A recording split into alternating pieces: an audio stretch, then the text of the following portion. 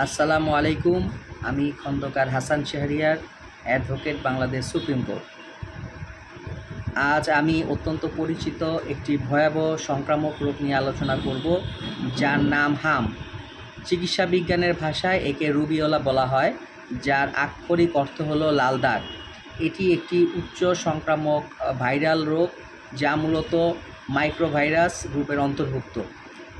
দুঃখজনক হলেও সত্য, উন্নয়নশীল দেশগুলোতে শিশুদের অসুস্থতা এবং মৃত্যুর অন্যতম প্রধান কারণ হচ্ছে এই হাম। হাম মূলত মানুষ থেকে মানুষে ছড়ায়। এটি একটি এন্ডেমিক রোগ যা সারা বিশ্বে দেখা যায়। এটি মূলত ড্রপলেস ইনফেকশন বা হাঁচি কাশির মাধ্যমে বাতাসের সাহায্যে আমাদের শ্বাসযন্ত্রে প্রবেশ করে।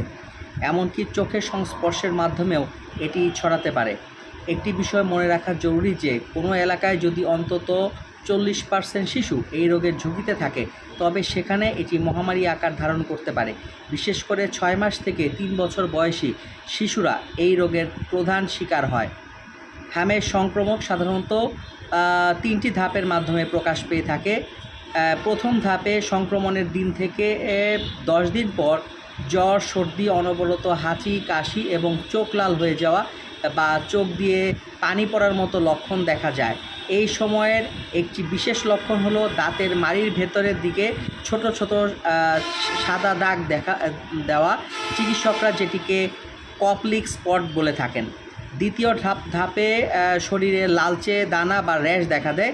এটি সাধারণত কানের পেছন থেকে শুরু হয় এবং কয়েক ঘন্টার মধ্যে মুখ ও ঘাড়ে ছড়িয়ে পড়ে। পরবর্তী 2 থেকে 3 দিনের মধ্যে এটি সারা শরীরে ছড়িয়ে পড়ে। তৃতীয় ধাপে হামের পর শিশুর ওজন কমে যেতে পারে এবং সেক্ষেত্রে দীর্ঘস্থায়ী দুর্বলতায় ভুগতে পারে। অনেকেই মনে করেন হাম কেবল সাধারণ একটি জ্বর ও র্যাশ, কিন্তু প্রায় 30% ক্ষেত্রে এটি গুরুতর জটিলতা তৈরি করতে পারে। এর ফলে নিউমোনিয়া ও কানে ইনফেকশন হতে পারে, মারাত্মক ডায়রিয়া এবং অন্ধত্বের ঝুঁকি থাকে। এমনকি এটি মস্তিষ্কের প্রদাহ বা এনসেফ্যালাইটিস ঘটাতে পারে, যা মৃত্যুর কারণ হতে পারে। হামের কোনো নির্দিষ্ট অ্যান্টিভাইরাল চিকিৎসা নেই, তবে সঠিক ব্যবস্থাপনার মাধ্যমে একে নিয়ন্ত্রণ করা যায়।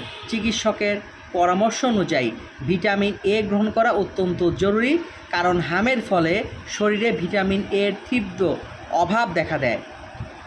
এছাড়া হাম প্রতিরোধের একমাত্র কার্যকরী উপায় হচ্ছে টিকাদান বা ভ্যাকসিনেশন। বর্তমানে এমআর ভ্যাকসিনের মাধ্যমে হাম ও রুবেলা প্রতিরোধ করা হয়। মনে রাখতে হবে, একবার হাম হলে শরীরে সারা জীবনের জন্য রোগ প্রতিরোধ ক্ষমতা তৈরি হয়ে যায়। সবশেষে আমি এটাই বলবো, সচেতনতাই পারে আমাদের শিশুদের এই ভয়াবহ রোগ থেকে রক্ষা করতে। তাই হাম থেকে রক্ষা পেতে সঠিক সময়ে টিকা দিন এবং সুস্থ থাকুন। ধন্যবাদ।